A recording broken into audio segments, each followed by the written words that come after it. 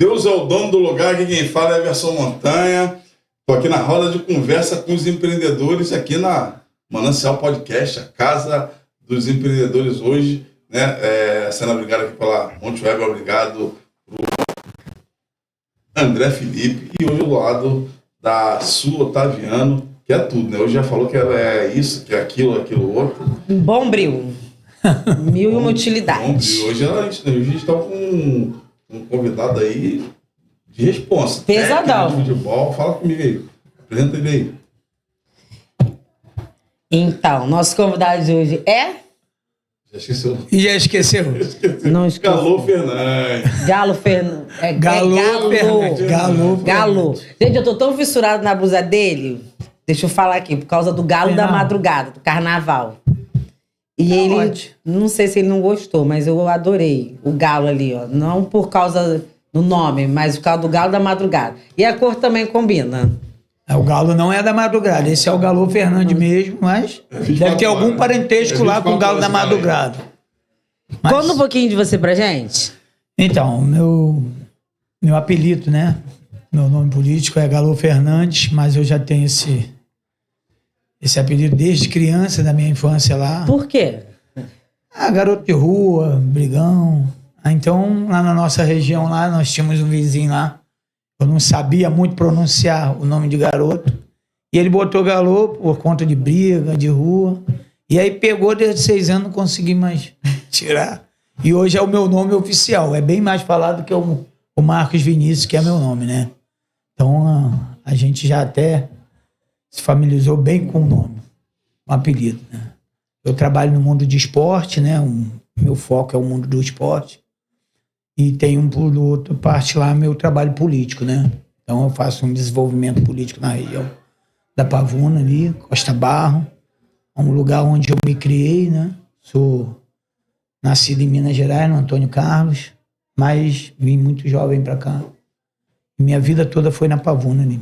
Já tá até puxando ali, já virou até o carioca, já, não? Já tá no carioca. Já tá carioca. Porque o mineiro Fala uai. E uai. Não tem mais uai. Mais uai. Não tem mais uai nessa. O meu pai eu vim com 6 meses, né? Então eu não peguei nem uai. Mas se eu for lá pra mim, na minha família lá, uns 15, 20 dias, volta tudo de novo. Uai, você já volta falando uai, né? Sempre direto a gente vem com isso ali já. Família mineira, né? Mas aí me fala um pouquinho. A gente tem uma pautazinha aqui, mas assim, a gente nos bastidores fiquei muito curioso, né? Que ela até perguntou, você vindo do futebol, né? Tem uma carreira técnica da CBF, né? Agente CBF, e agora vivendo uma vida política, né? Que não é nova, né? Já tem um tempo também. O que houve para você fazer essa transição? Então, eu comecei na comunidade ali de Costa Barro, nós fazíamos pelada de comunidade e nós montamos um torneio, né, no ano de 98, 97, assim. Montamos um campeonato. Então, através desse campeonato, as coisas deram muito certo, pelo número de gente, o número de time, então chamou muita atenção. E esse campeonato se estendeu por um bom tempo e aí ocasionou dele estar pegando numa parte da política, né? E aí foi um político lá na região procurar saber quem era o Galo Fernandes que montava os campeonatos em Costa Barros. Então, através desse pedido lá de um político para me conhecer, a gente foi. E ali eu comecei a conhecer um pouquinho do mundo político. Fizemos o campeonato de futebol, então todos os anos nós fazíamos. E aí, conforme foi encaminhando o esporte junto com a política deles lá, eles pediram para que eu viesse candidato, só que eu não entendia uma vírgula de política, né? Não entendia nada de nada, não tinha conhecimento. E aí eu me aventurei em vir candidato. Em 2006, o Bispo Rodrigues, né, pediu para que eu viesse deputado estadual, fazendo uma dobrada com ele. Eu fiquei todo feliz porque eles fazem aquelas promessas que sempre vem, né? Uma bandeja bem florida ali. E eu aceitei o convite dele e vim candidato. Como eu não tinha verba nenhuma para competir com os políticos, eu achava que pelo meu conhecimento dentro da região eu iria explodir. Pelo conhecimento da gente, a gente acredita que todo mundo de fato são nossos amigos e que vão fazer o trabalho político junto com a gente. mais embaixo, né? Quando chegou na campanha, eu vi que era muito diferente. Logo de cara, já começou pelo próprio candidato, né, que me pediu o apoio para a dobrada. E ali no pedido dele, eu pensei que as coisas estavam bem. Ou seja, só tinha um materialzinho santinho, vai à luta e depois a gente vai ver para arrumar mais material. Aí ali Aí a gente desvencilhou do Bispo Rodrigues. Eu falei que não queria mais. Encontrei o João Mendes, que era da nossa região, uma pessoa renomada lá, de muito carinho, né? As pessoas tinham muita admiração pelo João Mendes na Fazenda Botafogo. Foi um dos deputados que fez muito por nossa região. E aí pediu, poxa, garoto, tem como você fazer uma dobrada comigo? Aí nós tínhamos partido diferente, eu também não entendi. Ele fez um talho no Galhardete lá com uma faixa e separou, né? Como se não fôssemos aliados. Então botou só uma parceria de Galhardete. Então começamos a trabalhar. Ele me deu uma pequena ajuda lá, por eu ser a primeira vez candidato. Eles não acreditavam muito que eu poderia crescer. E tinha outros candidatos que tiveram aqueles apoios lá em cima, né? Porque já tinha vindo, um já teve X. E aí acabou que eu fui um dos melhores votados. Na primeira vez eu fiz 3 mil votos. E não entendi em 2006, aí dali eu ingressei na política. 2006, aí em 2008, o professor Oster e o prefeito pediram para que eu recuasse e apoiasse o vereador. Eu fiz segmento e comecei a ingressar. Então, quando eu recuei ali em 2008, a gente conseguimos eleger o prefeito da época e elegemos também o vereador professor Oster. Na de 2010, que era que eu viria candidato, né, aí veio o convite lá do nosso deputado Eduardo Cunha, e aí eu falei, eu acho que eu cheguei onde muitos queriam chegar, né? Então aceitei o convite do Eduardo Cunha, e ali eu ingressei firme para dentro da política e comecei a entender, ainda estou buscando entender o máximo que eu puder, falta algumas coisas, mas tenho aprendido muito com o Eduardo Cunha e o gabinete lá. E depois disso eu comecei a fazer um trabalho com futebol, em 2010. Aí eu paguei um curso, paguei uma formação e eu levava muitas crianças, né, que não tinha condição nenhuma. Então, através do que eu conseguia arrumar com os governos, eu investia nas crianças. Pegamos 23 crianças, eu, Vantuil, falecido Vantuil, pegamos 23 crianças e levamos para Araguari, uma das últimas municípios lá de Minas Gerais, quase fronteira com Goiás. Fomos para lá e nós éramos o cozinheiro, nós fazíamos tudo pelos garotos e acreditando que nós poderíamos fazer algum jogador, né? E conseguimos, né? O Adriano, que foi um dos jogadores do Cruzeiro, inclusive, era do nosso projeto também. Então, através do Wallace, que é um amigo nosso lá, que também é um preparador lá, faz um bom trabalho, e ele conseguiu decolar. A gente ficou muito feliz que pelo menos um do nosso grupo lá, de um projeto que era um projeto que ninguém acreditava, a gente conseguiu fazer um jogador. Então aí eu comecei a me envolver com futebol, fui fazer o curso na CBF, eu tinha que ter uma formação para eu poder estar investindo nos garotos, estar oficialmente, né, não estar aquela coisa ilegal.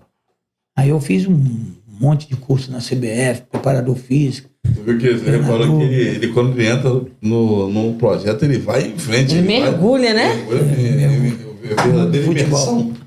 Que a gente fica ali, acaba que a gente se empolga muito, né? E a gente vê, por morar em comunidade, mano, eu passei muita parte da minha vida ali sofrendo. Então a gente vê as crianças falar, pô, Galo, compra uma chuteira pra mim, um meião. E aquilo ali aperta nosso coração, né? E eu também tentei fazer meu filho jogador, meu filho chegou a jogar, disputar campeonato, foi pro Copa São Paulo, jogou, consegui levar outros garotos também. Então, assim, eu consegui tirar algumas crianças que precisavam muito mesmo que não alcançou, mas aquele sonho da juventude dele, nós acompanhamos uma boa parte. De alguma forma também tirou de um outro caminho, né? Aquele raio de ação ali que poderia desvirtuar naquele momento que era crucial. Mais crucial ali, né? Então eu cuido de muita gente dentro da nossa região Eu sempre fui uma pessoa que atuei muito dentro de Costa Barro. Eu tenho muita história dentro de Costa Barro, eu tenho muito. A gente tem um filme gigantesco no mundo que eu entendo lá social dentro de Costa Barro. Meu nome, ele é bem falado lá dentro. Coisas positivas. Às vezes a gente encontra aquelas oposições, mas são oposições que não têm fundamento, entendeu? Uma que eles nunca fizeram nada, os que são oposição de fato, a sua grande maioria nunca fizeram. Eu acho que quando você é uma pessoa que vê seu bairro crescer, eu acho que você tem que dar força para quem está fazendo.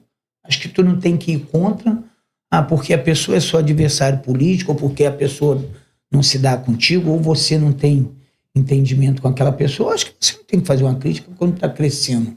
Acho que você tem que ser uma pessoa que seja adversário político, ou seja qual for, mas que estiver dando certo, você tem que apoiar o projeto. O ruim de tudo não atrapalhar, né? É uma das grandes.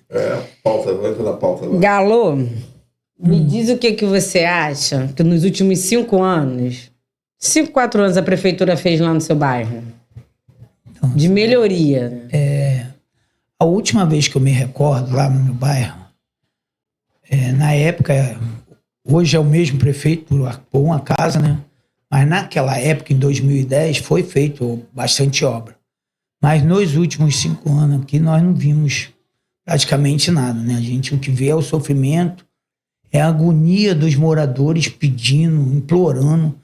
É bem vergonhoso o que a gente assiste hoje dentro dos governos, né? Ainda mais o governo municipal hoje deixa muito a desejar dentro da nossa região. A gente vê pessoas suplicar, é uma coisa que parece que a pessoa está ali se humilhando para que conserte uma passarela. Pô, né? É custo quase que zero para uma prefeitura fazer uma passarela para o morador atravessar. Cadeirante implora. Nós temos uma vizinha nossa lá, uma colega minha de infância, né, a Carol. A mãe dela empurra a cadeira de roda dela uns 600 metros, mais ou menos. Ela empurra ali da Escola Pedro Varela, ali, que é perto da Rubens Paiva, ela empurra até a estação. Quando chega na estação, ela não consegue subir porque é escada. Eu tive uma briga muito ferrenha com o pessoal lá do metrô, na época, para fazer uma rampa. E no sentido Fazenda Botafogo, a gente implorou para ter uma rampa para essa menina. Não só ela, como outros. Beneficiar a população. E é uma coisa que você tem que se humilhar e mesmo assim tu não consegue. Entendeu? Aí você vê as verbas, as coisas aparecerem, os projetos que eles têm interesse, parece de um dia para o outro, é um estalo. Você chega lá, tem que aprovar, amanhã está aprovado. Aí quando é para fazer uma passarela para o cidadão que paga seus impostos, ele não consegue. Aí se humilha. Aí o que acontece? Nós que somos a liderança dentro do bairro, é a pessoa ligada ao governo, ao estado, ao município, seja lá qual for o alvo, aí nós viramos o alvo. Porque o morador se espelha, o nosso prefeito aqui é o fulano, o nosso governador é o ciclano. É os mais próximos para eles fazer esse seu pedido. E a gente não consegue ter essas facilidades para fazer as coisas melhorarem dentro. A gente vê ali a Caria, um cenário que todos os anos, sem exceção, quando dá aquela chuva de verão, você vê 1 milhão de políticos ali. Porque não, tem que fazer isso, tem que fazer aquilo, mas não é feito. Esse ano foi um dos piores para os nossos moradores da Fazenda Botafogo. Uma coisa lastimável mesmo, você vê o morador chorando, você vê aquele monte de família chorando porque não conseguiram salvar nem suas roupas. Então isso foi o fim da picada aquilo ali. Nós temos o metrô que passa em Irajá, ele é por cima. Tinha interesse político e a política da região tinha força. Então, por ter força, ou você faz por cima, ou então a gente não vai assinar para aprovar o projeto. Passou por cima. Quando chega na Fazenda Botafogo, que também tem que ter o mesmo, ainda mais ali que tinha esse fluxo do rio lá, que é gigantesco, ali sim precisava. O mesmo político não poderia apoiar esse projeto? Não, vamos por cima. Mas não pensaram em projeto futuro, porque não moram lá. Aí ia ver projeto pro futuro? Não iam, porque não era de interesse deles. Então deixou as pessoas lá, como sempre a gente, na região de Fazenda Botafogo, Costa Barra, Pavuna, o Rio, tudo ali enche. Porque Pavuna, como diz um político antigo, um prefeito antigo que a gente sempre lembra, ele falava: a entrada do Rio de Janeiro é na Pavuna. Aí a gente ouvia aquele outro discurso. Será que é a entrada? Ou é o final? Não. Então a gente ficava aquele ponto de interrogação, mas é uma coisa assim que a gente sofremos muito ali, vamos continuar por um bom tempo sofrendo, que eu não acredito que seja um projeto muito rápido para se tirar do papel ali, para poder ajeitar aquele ponta do rio ali que todo mundo deságua e um desastre. Essa aqui além do ela já falou que tem um monte de dotos aqui, mas quem vai fazer a pergunta de saúde sou eu, né? Clínica da família, posto de saúde, né? Como é que está sendo a questão dos atendimentos para a tua região? O que você tem visto de reclamação dos moradores? Montanha, assim, não é só na nossa região, né? Eu acho que hoje é quase geral, que em todos as áreas que se tem. Eu fui do Gasola ali 2 anos, fui acadêmica do Gasola ali. Não, o Gasola. Você trabalha no Gasola? Então já estava lá. 2 anos. Então pegou uma parte ali problemática. Muito. Eu peguei, eu acho que tu pegou o Alexandre, aquele do cabelinho, qual era o nome dele? Acho que era Alexandre mesmo, um dos diretores. Acho que foi até preso na época lá. Os problemas não, nossa, dessa época não. Então, graças a Deus, estava fora dessa. Então, assim, nós vimos muita coisa acontecer ali dentro. Gasola, então, nossa. UPA, em todos os lugares. O que a gente vê muito? E acredito que nós nunca vamos mudar, porque a política do nosso Rio de Janeiro hoje, ela já está habituada a isso. Controles nos órgãos públicos, coisas que não são dele. É público, é do povo. Mas já é costume de todos os políticos. Ou você é o coordenador da pasta. Não, quem é o secretário da pasta? Fulano, só vai atender... Fulano, Ciclano, Bertano só vai atender isso. Então, faz parte, é o jogo, a gente fica vendo.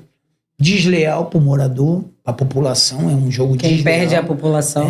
A população não sabe a força que tem, por sua vez. Então, a gente fica vendo como é o jogo político deles.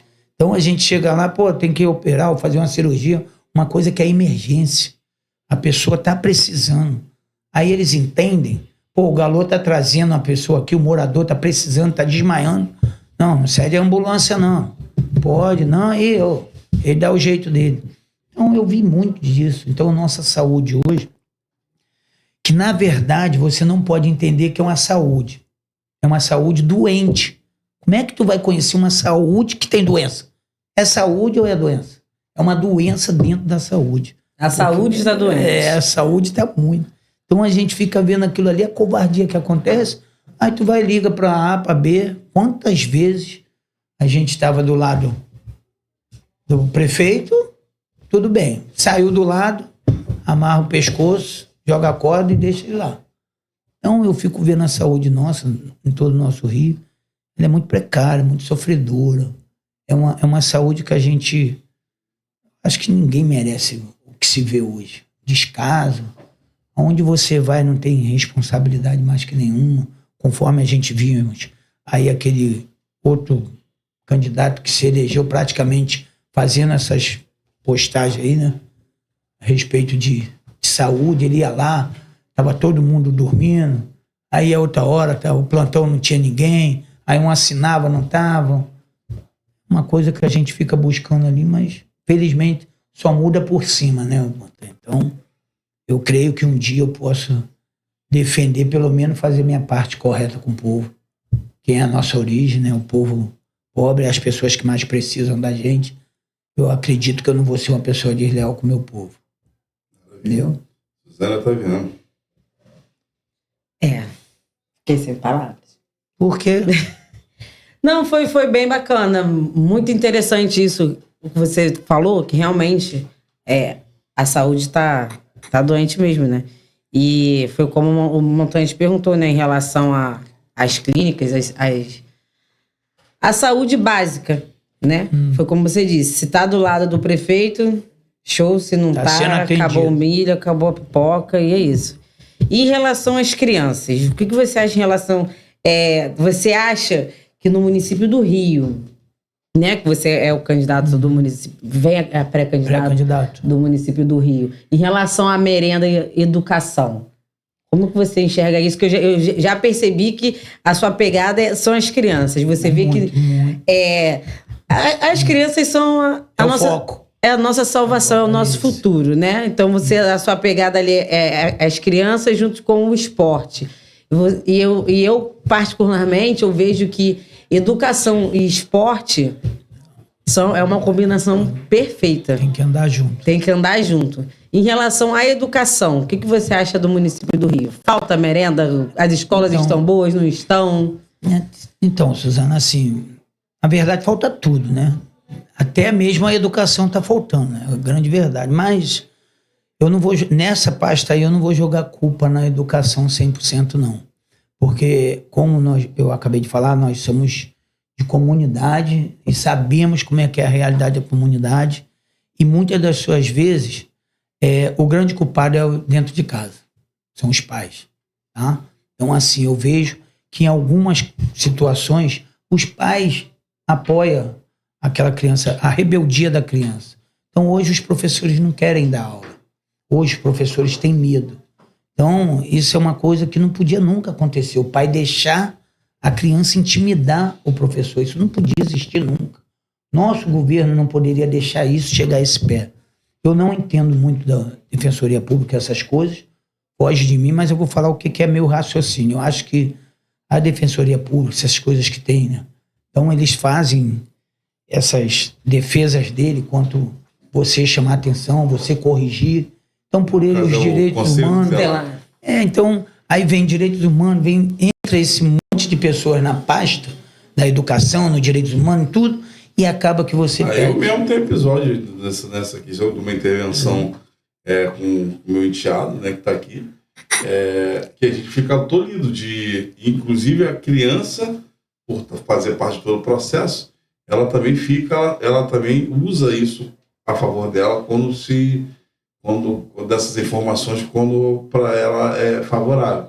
Porque as crianças estão tudo hoje ligadas, né? Então, por exemplo, a gente acaba ficando com pé e mão atada para poder chamar a atenção de uma forma mais rígida, para você botar... Não pode mais fazer nada. Você fica bem... Essa é a grande verdade, porque hoje o que eu estou passando aqui para vocês, assim... Eu vivenciei, eu vi o dia a dia. Eu vejo pais e mães falar, poxa, Galo, vê uma vaga lá pro meu filho. Pô, vê uma vaga... Eu cansei de ver isso. Então, assim, meu nome ali dentro de Pavune Costa Barra, ele é muito falado, muito. É uma coisa, assim, que tu mesmo não consegue saber a dimensão de onde... Mas é os 4 cantos ali. Então, é porque é uma pessoa que atua, tá ali. Embora, às vezes, eu não agrado todo, não consigo atender todo, não posso ajudar. Mas a gente fica vendo como acontecia as coisas. Uma mãe falava, Galo, pô, a fulana que é lá do outro lado, porque ela conhece o secretário lá, a menina da secretaria, pô, conseguiu a vaga, eu quero trabalhar, não consigo pôr meu filho. Aí a pessoa que tá ali não trabalha, fica o dia todo na rua, mãe com 19 anos, 17, com 15, aí já é mãe, consegue a vaga e fica o dia todo andando, perambulando. Não estamos aqui tacando pedra, criticando não, porque a criança tem que estudar de fato. Mas eu acho que a prioridade é a mãe que trabalha, a mãe solteira, a mãe que precisa. Eu sou defensor da causa da mulher que precisa ter os seus direitos. Então eu vou defender sempre. Aquelas mães ainda que, pô, a mãe solteira, porque hoje muitos jovens fazem os filhos cedo, responsabilidade zero. Que é como dizia já nossos avós, meu filho, os filhos só ficam com a mãe. O pai vai embora e vai pro mundo afora fazendo filho. Quando o pai tem responsabilidade, pelo menos arca com a sua responsabilidade, tá ali, ó, não deu certo, a gente vai entender que não deu certo. Mas quando não dá certo, ele não dá educação, não ajuda em nada, e ainda fortalece. E quando uma criança de um pai desse, que foi pai muito jovem, não tem nem ele mesmo a identidade dele formada, aí o que ele faz? Ele vai lá, a criança tomou um puxão de orelha na escola, vai ficar de castigo lá. Aí o pai vai lá tomar dor. Fez o quê com meu filho? Aí é aquele jeito, né? Aquele jeito de comunidade. E aí ele tira para show o professor que não tem como falar. A gente vê aí, você pega as redes sociais, milhões de crianças afrontando o professor. Nem eu mesmo, se me formasse em professor, eu iria continuar. Ué. Eu vou fazer o quê? Se os próprios filhos não vêm com respeito de dentro da sua casa, ele vai me respeitar. A educação vem de Então, casa. a educação vem de lá. Ela O professor está lá para ensinar a ler, escrever. Porque, na verdade, a raiz da educação é dentro do lar. Ele vem da raiz, a árvore dele vai florar aqui de outro jeito. Vai ele ver o entendimento, se conhecer qual é a formação que ele quer ter, qual é a área que ele vai atuar. Mas ele já tem que vir com a raiz dele de lá. Eu procurei sempre falar para meus filhos. Bora, eu falo para meus filhos, filho, tem que entender de tudo. Ô pai, eu não gosto de... Eu falo, meu querido, o pai também nunca gostou de política. E hoje eu falo para você, se tu não aprender política, tu não tem futuro. Porque se tu aprender política, tu não vai botar quem não presta lá dentro. E a hora que tu aprender, tu vai ver que a política não é isso que nós vivemos hoje. Entendeu? Então a gente vê aí que é a política do oba-oba. E sempre que você chega na política, você vê quem lá na política? Os que pensam, os que têm raciocínio, que educa seu filho direito. Os que orientam fazendo uma sucessão, né? De pai para filho. Isso, de pai para filho, neto. Escada, vai botando todo mundo. Eu falo, meus filhos provavelmente não serão políticos, não virão políticos. Mas eles vão ter que entender política, bem. Eu falo para ele todos os dias, é aqui que eu te educo, é aqui que eu te ensino, é aqui que eu te explico como funciona. Porque se eu deixar meus filhos à mercê do mundo, ele vai aprender o que o mundo ensina. Então, a raiz que tem que ensinar o que o filho tem que ser. Mesmo que ele mude a direção, mas tem que fazer a coisa pro bem. Entendeu? É o meu pensar, né? Cada um. Parceiro, obrigado pela tua participação. Obrigado. Queria que tu desse as suas considerações finais, rede social, como é que faz para te encontrar? O pessoal que ouviu esse relato aí de você ter que tomar uma posição favorável para tua... Então, minha rede social é @galofernandes.rio, meu Instagram. Eu sou pré-candidato no Rio de Janeiro, né? Atuo ali na Pavuna, apesar que eu estou em 47 comunidades hoje, eu ando, rodo tudo, não paro, é incansável, quase não tenho tempo nem para dormir direito, mas a gente pensa num futuro para nossas crianças, nossos jovens, então assim, eu sempre vou estar aqui para apoiar tudo que for beneficente para a família, pro morador, defesa da mulher, conforme a gente fala, né? Às vezes essas coisas que acontecem aí que a gente não tem controle, esse feminicídio, igual a Suzana tentou entrar ali. Então a gente vê, eu não vejo como essas coisas ainda, no dia de hoje acontece, essas pessoas atuar dessa forma. Pessoas não respeitam a criança, é uma coisa absurda a gente ver o homem chegar nesse ponto no dia de hoje, né? Então acho que no dia de hoje ele não tem tanta dificuldade, se ele tem um bom diálogo, ele encontra uma parceira, e a gente vê acontecer de tudo nisso. Então, as minhas considerações aqui é agradecer esse momento aqui, agradecer o Montanha, agradecer a Suzane. Tá feito o convite, tá, Suzane? Pode deixar. Tá ao vivo. Ao vivo, olha. O convite está feito, se você aparecer, quiser. Olha, vocês são pode aparecer, gente. Eu sou igual criança, Montanha. Montanha que sabe. Mas tem as crianças, tem criança boa, tem criança rebelde, eu sou tem que passar a criança. Me promete as coisas, eu fico perturbando, né, Montanha?